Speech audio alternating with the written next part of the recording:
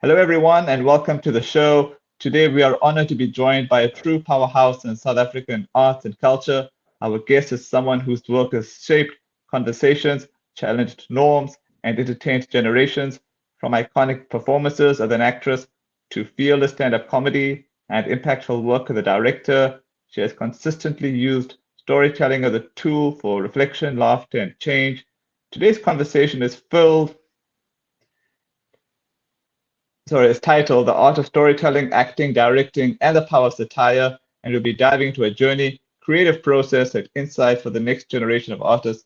Please welcome, please join us in welcoming the incredible Krijay Govender. How are you, Krijay? Hello, good morning, everyone. Cup of coffee and tea actually at hand. Very excited to be here and looking forward to an incredible conversation with you. Yeah, likewise. Before I start with the questions, we're going to go audio, right?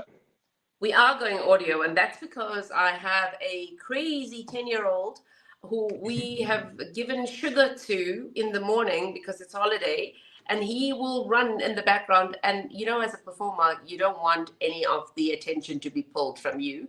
So before he upstages me in any way, I would feel far more comfortable going audio because I know he's going to run in the background at some point. Sure, no problem. All right.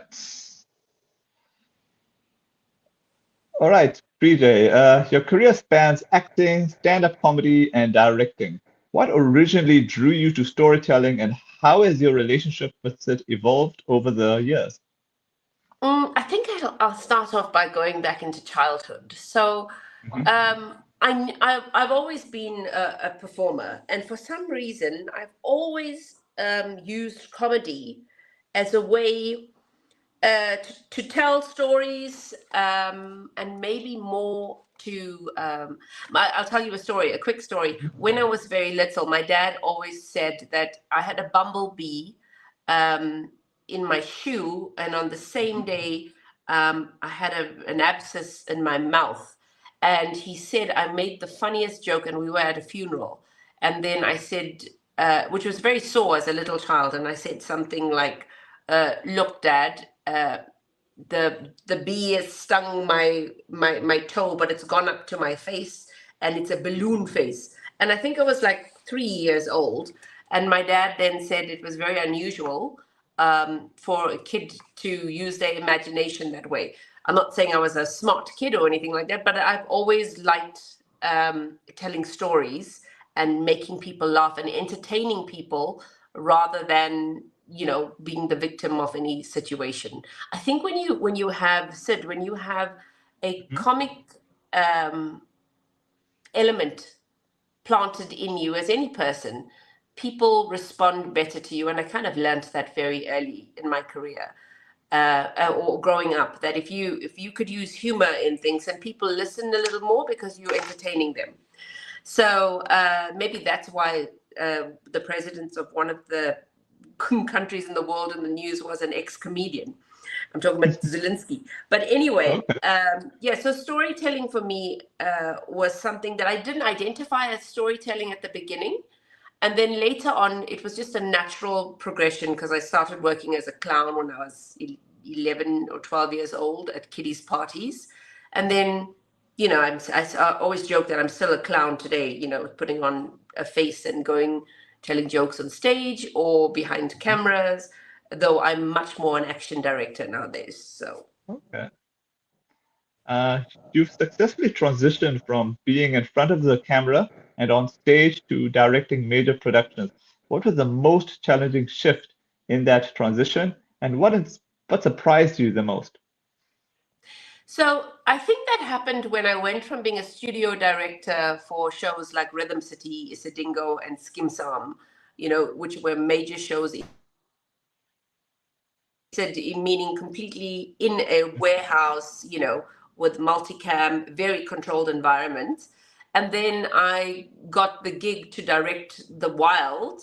When I say got the gig to direct The Wild, we were four directors. That has never been done in the country before, where we had a telenovela or a daily being shot on location. And we shot it in Heidelberg. So that was my daily commute, by the way, from Johannesburg to Heidelberg for 3 years, every single day. So I was a 4 o'clock in the morning girl, very much like you. And you earlier said you wake up quite early as well. So that shift to going onto location was probably where big things started to happen, because then we started to work, or I started to work with proper film equipment on major sets. And then that kind of transitioned and built to working with Chedza Pictures, which is very well known for The River and Rebecca and Legacy, which is a show that I also ended up producing for them. And what we did is then made, the shift from telling stories in studios into locations. So that was a big shift. Comedy and satire have long been powerful tools in South Africa. How do you see satire helping us confront difficult social truths without losing empathy or humanity? The best part of being South African, I think, to any other nation in the world, is that South Africans have an incredible sense of humor, which is very ironic, because generally an intense or a good sense of humor comes with a society that's very, very well, I won't use the word educated, because I don't want to be condescending about our society, but we all know that our education system at the moment is on a massive decline. But it's odd, like when you have a society that can laugh at itself, then you have potentially a society that is that can very well develop in other aspects. Because laughter requires, and satire requires, a little bit of, stepping away from the situation that you're in, and being able to look at it. And besides just laugh about it, it shows you that you can look at a situation objectively, because that's what you need to do to laugh about a situation. So South Africa is very unique in that way, because you know that we are kind of in between a first world and a third world, if those terms still mean anything to people. But we've got great pockets of excellence. I think that's the appropriate term in our society. But oddly enough, everybody in South Africa can laugh at situations that are sometimes very painful, which is a great thing for a country. It really is. And it kind of gives me hope that the pockets of excellence will grow to be, not just pockets, but bags, and then eventually an entire society of excellence. So humor kind of, if a community or country can laugh at itself, then a community or a country can build itself. And that's the hope I'm holding on to. And then it's also very important to go back to your question, why is it important? It's important because it's a different way of addressing or shining a light on a situation. Nando's is a great example of that, right? It's a very, very successful South African brand worldwide. And the Nando's ads in South Africa have the ability to laugh at situations in our country. And what that does is also pulls attention to, hey, and I'm hoping government and leadership listen to it, to go, if they're laughing at it, then it's something that people recognize, and it's not an issue that we should stray away from. But there has to be that jump to fix it after you laugh about something. True. As someone who blends humor with sharp social commentary, how do you decide where to draw the line between being provocative and being respectful? That's a very, very good question. I'm so glad you asked that question, Sid. For me personally, and I think it's different with every single comedian or creative. For me, I mean, you asked me if you ask me the question, do I have regrets about some of the jokes that I did?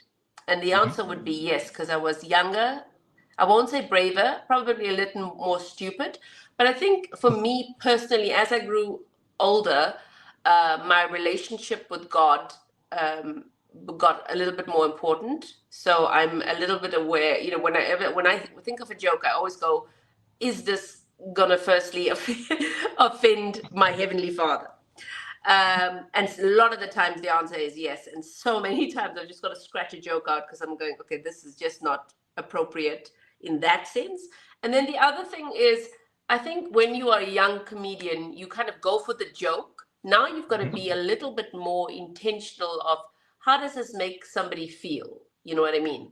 But that said, if somebody is in society, I mean, like, for example, if you're doing like a Sean Puffy Combs joke right now, I'm just talking to you about joke writing. He's kind of, he's a free for all at the moment because he's really, really fallen from grace, So it's a strange thing.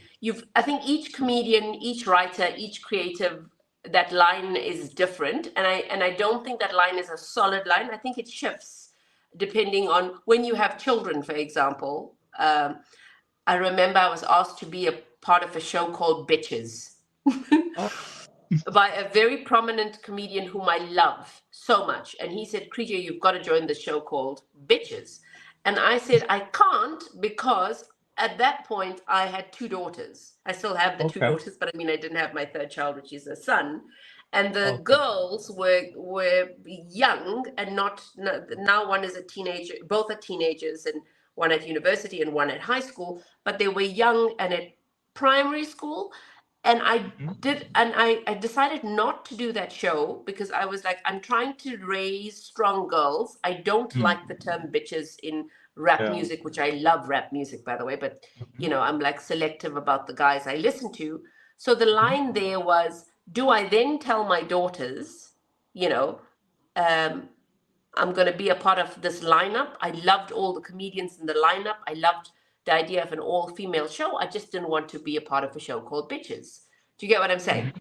Yeah. So the line of where you draw the line in comedy is very personal to each comic. And I think every comic will agree that line shifts in time. So depending on, what you're doing in your life, where you are in terms of family, and various religious reasons. And then sometimes you just very brave, and you say, I'm going to do this joke because the intention of the joke, always to look at the intention, is very important to society. True. Looking back at your most iconic roles, which character or project do you feel best represents your voice as an artist, and why? So I've got kind of like a very, if you want, like kind of a 4-pronged career, right? I'm a director. I'll say director, producer, but director, script writer. So I write some stuff. I write a lot of comedy for other people, and then don't necessarily acknowledge myself as the writer sometimes because there's always deals happening in the background. And then I'm an MC and a stage presence.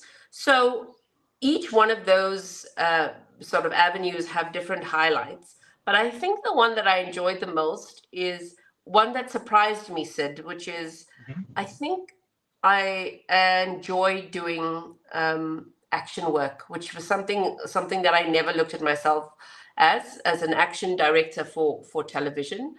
And one of the iconic things that I've enjoyed is I had to throw an actress off a 52-story building, and she had to fall from grace. So there was a poetic reason for that. There was, and she also had to, it was the end of the season. And that was iconic for me because I had to plan the stunt from beginning to end, but also it was a very, very intense and dramatic scene. So it didn't even have anything to do with comedy or anything like that. And then my very pragmatic but creative side as a director kind of came out, and I wasn't afraid to do that stunt. It was a lot of money involved. There was a little bit of green screen. There was a lot of drones, and then that similar sort of stunt that I had to do in Rebecca. So those big stunts with massive, and then I had 2 heists, which, involved helicopters and guns and just a lot of pressure from producers. I would say that Mhm. was something I really looked at as a highlight when I saw it on screen. I was like, oh, that was good. Even though the only person that knew I did that work was my mum. Wow. All right. South African audiences are diverse and deeply layered. How does our cultural complexity influence the way you approach storytelling and direction? So I work in the last couple of years, on shows like Quebeca, which is a Mhm. Xhosa culture in the Eastern Cape, and great. Thankfully, I have a really good husband that just allowed me to pick up my bags and move to the Eastern Cape for a couple of months to set up that show. And then I work like the river is it's got a lot of Zulu in it, and so what I have learned, and in Skim Sam is a Sepedi show, and so I've worked with lots of different languages in our country, and what I've learned is the similarities are greater than the differences. So, very often an actor would come and we'd discuss a scene, whether it's comedy or drama, and the actor would say, in our culture, and I could completely, as a South African Indian, go, well, actually, it's not just in your culture, it's in all, especially closed communities, you know what I mean, and closely Mhm. knit communities, whether it's Jewish, Muslim, Lebanese, Xhosa, Zulu, we have similar things. We have so much similarity. It's the Yeah. costumes, the food, and those nuances that make it different. Mm. And obviously the location that makes it different. And once you learn that generally human beings have the same story, the same conflict and tensions in Mm. families, the same conflict and tensions in larger families. Um, and each one of us have so I realized that the similarities in South African cultures, Afrikaans culture, once you, because I directed Sievendelaan for a while, but once you realize that, you actually go, this story could be anywhere. Let's tell it through the lens of like an Afrikaans lens, or let's tell it through a Xhosa lens, or South African Indian lens. The textures of the story are different, and that's where the difference lies, not so much in the human condition that we all go through. Make sense? Yeah. Uh, Women in film and theater still face unique challenges. From your experience, what barriers remain and what real change gives you hope for the next generation? Huh. If you asked me this question about 5 years ago, I would have answered it very differently, Sid, because Okay. I would have given you the typical answer, which is, as females, we can do everything and we need to power on. And, you know, now I think what I've realized is the challenge for women in the creative industry, in film, in theater, is not. Um, is not the work itself. The challenge is, as a female, you've got to make some very big decisions. Probably as a male as well, Sid. I mean, I don't know if you're married. Are you? Not yet. Oh, okay. So it's a very big decision to make for a female, because that impacts your career in the most profound way, and we don't talk about that enough. So I Mhm. don't think females face that many challenges as a creative. For example, if you're a writer, no worries. You know, you get the gig, you work on the gig. If you're a comedian, you get the gig. And in South Africa, we have been very kind. um, Female comedians have had awesome opportunities. Directors, not so much, but that's changing super fast. Lots of female directors in South Africa. So that's not been the issue. The issue is a more personal one. And my advice to females in this industry, or any industry, is that make sure you have a partner that cannot restrict you in terms of your career. All right. And that might not sound, I mean, you're a young person, so that might not sound like a big deal for you. And I think it's the same with males, but more so with females. You actually need a partner that understands your industry, doesn't Yeah. necessarily want to be a part of it, but will understand that, hey, you are going to be working crazy hours.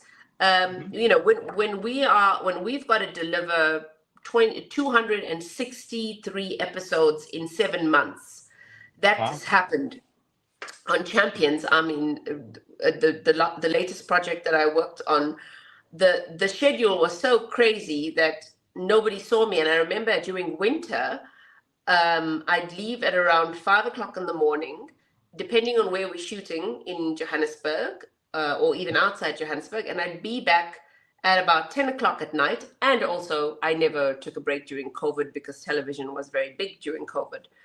So you Okay. need, as a female, you need to make sure you choose the right partner if you're going into a marriage or a partnership with somebody. That is huge. And so I would answer that question that way. You also need a massive support structure in terms of help, because if you decide to have children, you still need to run a household. You know what I mean? You need help, whether it's your mother or your sister or an elder in your family or your mother-in-law or whomever. Those are things that females don't think about when they're young and sort of going through university or tertiary education or whatever. You don't think about those things, but those are the key things that impact your career. There are friends that I have who are far more talented than I am, but who have not sort of built their careers and went into sort of drama teaching and those sort of things simply because they've had restrictive partners.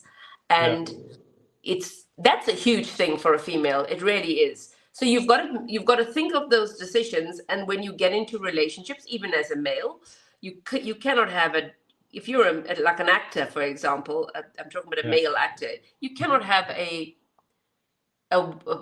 wife that is insecure in your relationship, because you are going to be on set with millions of other females that are all done up to the T's. You know what I'm saying? Yeah. So you can't be an insecure person. So I think all of us in all our careers, you need that strong partnership, and you need your partner to understand that. So you can ask me more questions about that, but that's what I would say. The challenge is not really in South Africa, particularly, that there's not enough opportunities. The challenges for females in South Africa and our industry is decisions of how to balance the work life. There is no balance, by the way. You will be working hard and long hours, whether you're a makeup artist in this industry, whether you're a wardrobe mistress or a writer, you will be working extremely hard. And then the other thing is, I would say to every female and everyone, well, particularly the the entertainment industry, we are generally known to be useless at finances. So we've got to up that game to understand finances, to understand business. And I think you're pretty good at that, Sid, that you understand how business works and finances. And I think females need to, especially in our industry, learn a little bit more about that, how to set up companies, what are the tax implications, stuff that I'm useless at because I kind of outsource it to friends and partners, etc., etc. All right. Before I continue with my remaining questions, do you mind if I give you a comment question here? Mm. All right. This is from Jitin Rishika. Hi, Krijay. You are beautiful. How do you balance being a mom, wife, performer, actor, director, and wife? So I've always not believed in balance. We've had many arguments at home about balance, because I've also said to my husband, in his career, I said, look, I'm not a believer in balance. So if you've got a project or if you've got a deadline, because he's in a very different industry to what I'm in, Okay. you tell us what you need for that period to make that work. You know what I'm saying? And I think for all Mhm. of us, we need that. So I don't do it alone. I'm really good at scheduling our lives because, at the moment, there's a varsity kid, I told you, a high school kid, and Sid, just to make life a little bit more complicated, there's a primary school kid. So I depend a lot on somebody whom I cannot work without, which is a full-time nanny at home. And if you want a career as a female, you need that helper at home, just, to run and help me run the household. So there's no balance, but there is a lot of scheduling. And then, you've got to make up your mind. People have got to do this. You've got to say, if I want that kind of help, then I've got to pay for that help, for somebody to make my dreams come true, and also to contribute to the family. And the second part of it is very, very important. I won't say, I'm not a believer in take time for yourself and go and have bubble baths and all of that. It's never worked for me. But I think it's very important for creatives or people in general in whatever industry to take time for themselves to read and to reinvest in themselves, because you think you know everything, but the times are changing. But also it's very important to keep yourself updated with technological developments, with how you can use new avenues, how you can make your work easier. I would say AI in some ways, but AI when you are stuck, especially as a creative, because you can get carried away with AI, and you could go, wow, this is so easy, and it becomes sort of like plagiarism. And then what happens there is you kind of go down to the lowest common denominator. But anyway, I digress from the question about balance. I think you need help, and that's how you do it. You definitely need help, and in having help, you also need advice from people that you value. And the reason for that, and why that's important, is because you also need to know, especially as a female, when you are going a little bit insane and off course and dropping the balls on some things. What do I mean by that? So when you're busy working on a project, you still have to come home and be mom. And for me to switch from being a director, where I'm the boss of everything, to come into a home environment and to realize, what, my home is a little bit more traditionally run, in that there's still a male and female role, and I have to do that. Sometimes I got to be an actress there, even though I am a Miss Know-It-All, so that my husband feels valued, because he's very important in our relationship and our family. But you've got to get advice on things. We're all not experts on everything, and you don't have to be creative. If you're a creative, you don't have to be creative all the time. There are other people that are good at things, and that advice comes from good friends. Sid, let me tell you the power of good friends in your life. To have that friend that tells you, hey, listen, you've been working really hard. Did you notice that I've noticed recently that even on your text messages, you're answering just with emojis or something like that. People that check in, good friends, you call it your tribe, really. It's your tribe. And men need this as well. And females and women need this as well. So if you've got good friends, and that doesn't necessarily mean successful friends, Sid, it really doesn't. I think this thing about, I've seen so many videos and memes and things of, you are the average of the 5 friends that you hang around. That's nonsense. You can't have friends in your life that are all, if you're a CEO of a company, all your friends need to be CEOs. Heck no, you need to have people that can connect with your heart, whether it's your friend from high school or university or the neighborhood, but you guys just click. That's very, very important, I think, for your soul and to keep you humble. That's it. All right. What advice would you give young women who want to enter acting, comedy, or directing, but are unsure how to find their confidence or voice in the industry? So, firstly, you shouldn't be unsure about your voice, because if you are an actor or a writer or a creative, there has to be a sure voice in you saying, I can do this. Not necessarily, you can be you can lack confidence in terms of how you're going to enter the industry, but you must never lack confidence in your ability. That's a huge thing for a performer. You know what I mean? You can't, it's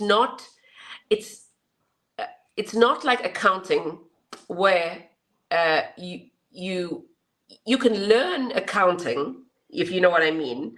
With the creative, it's almost like you are born with a streak of a performance light in you. So even if you do not enter the arts and you become an accountant as a creative, your light as a creative is going to shine that way. Do you get what I'm saying?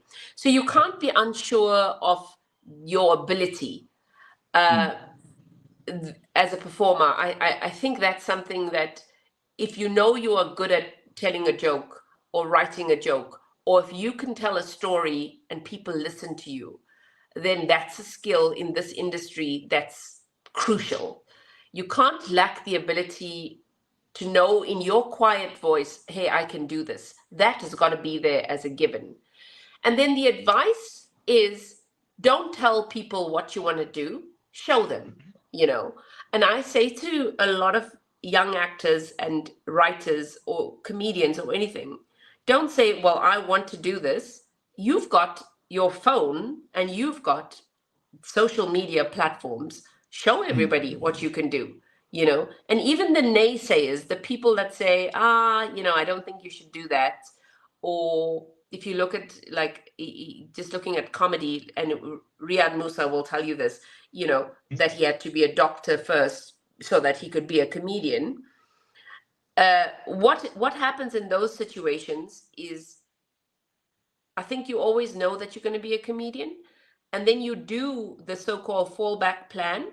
And surprisingly enough, if you're forced to do a fallback plan, that fallback plan will still inform the fact, it will inform your comedy, right? So just to speak about Riyadh, he can do a show now as a doctor and bring in all that medical humor into comedy. Do you get what I'm saying? That seed is always there.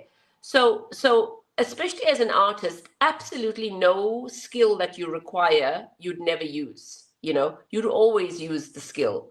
Even if you're somebody that can sing, and then you are just required to do these as a youngster, I'm saying, you know, these chores at home of where you've got to cook and where you've got to do things where you go, oh, I'm wasting my time with this, or I've got to study this because my parents are insisting, particularly in the South African Indian community, there's always you have to have the fallback plan.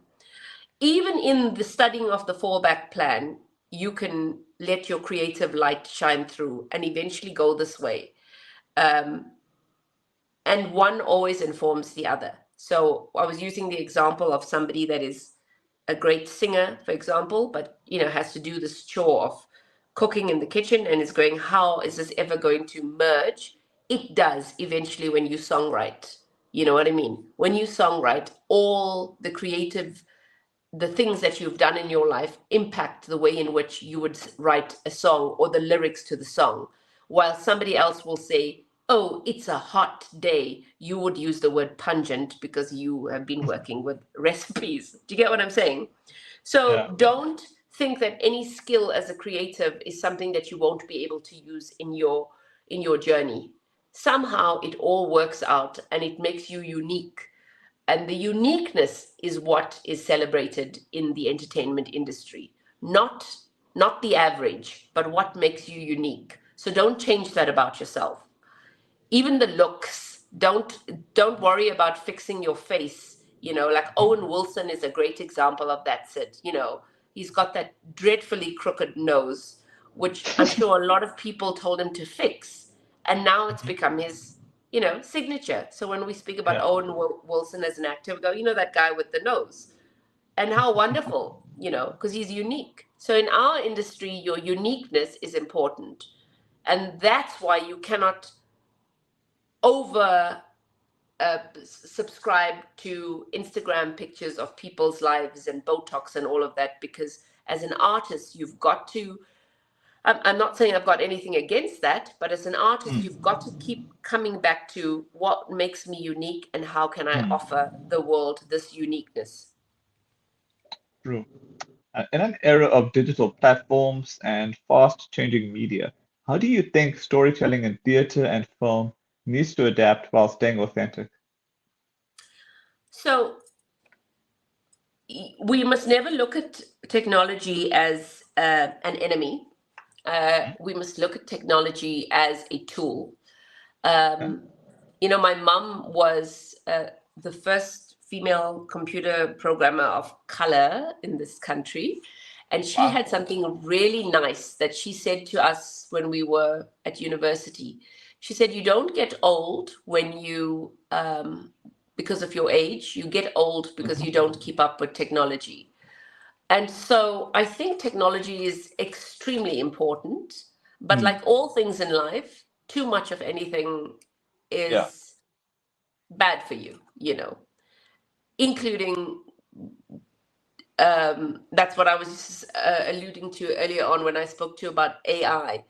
So Hmm. AI is an incredible tool. I mean, obviously, as a performer, I don't want AI movies, though I Hmm. have nothing against AI clips because AI movies take away our livelihood as Yeah. actors, performers, writers, But just remember, nothing unique is coming out of that. And what is going to become very, very important in our lifetime, I think, is the return back to live theatre. Because as humans, the one thing that we crave is a connection with another human. I have a very old friend at an old age home who I see, and I'm going to use this example. She said to me 2 days ago, I just decided to visit her just before the new year started. She says, "Krijay, I don't know why you bother with me. I have become irrelevant in the world," because she's in frail care. And it Oh. really, it hurt me because I thought, how can you possibly think you've become irrelevant? She wasn't feeling sorry for herself. She's in her 80s and she's a Oh, okay. retired teacher. And I just thought, what a strange thing to say. And then I thought, we all feel that way. Every one of us feel that way in some situation or the other. Mm. And then I said to her, absolutely not. You're not irrelevant because you are a wealth of wisdom. And, we have great laughs and a different sense of humor when we're together with each other. And you add value and you bring joy to my life and to other people that know her. And technology is something that's, when it stops bringing joy and when it starts making us irrelevant, then we've got to say we've gone too far. But I think in our industry, we should never be afraid of it, but rather we should embrace it and use it to enhance where we're going to as a society. Because if you can turn out a quick clip as a comedian, using technology, AI or whatever, and you've got something powerful to say, and you can do it within 30 seconds, then I don't know whether that's a good thing because I think anything done in 30 seconds, that's why I'm not on Twitter, by the way. It's because I get Okay. very nervous that I might say something. When you have a thought in your head as a creative or as a human being, I suppose, you've got to also let it mull in your brain for a while and grow. Mm. you know Sometimes we respond too quickly, and that's why Twitter I find is dangerous, and I kind of pulled away from being on Twitter because I sometimes might react emotionally to something without having context. So to go back to that question, embrace technology, but yeah, the more instant something is, the Hmm. more we need to be aware of how we use it. Do you get what I'm saying? Yeah, that's Because true. What you I can would. you can abuse it, right? Mm, mm, So if mm, I just look at it as a silly example, like making mhm, coffee in the 1800s must mhm. have taken an incredibly long time to make a cup of coffee, right? Now we have instant coffee, Yeah. and you can drink too much of it and it can harm you. So we've just got to be aware if something is a bit instant, including love and finding friendships or whatever, if it's too quick, we've just Mhm. then got to be aware that it could be too dangerous. So we've just got to think a little harder. Yeah, that's true, eh? All I would say is that everything in moderation. Otherwise, what happens is that people get too carried away. Absolutely.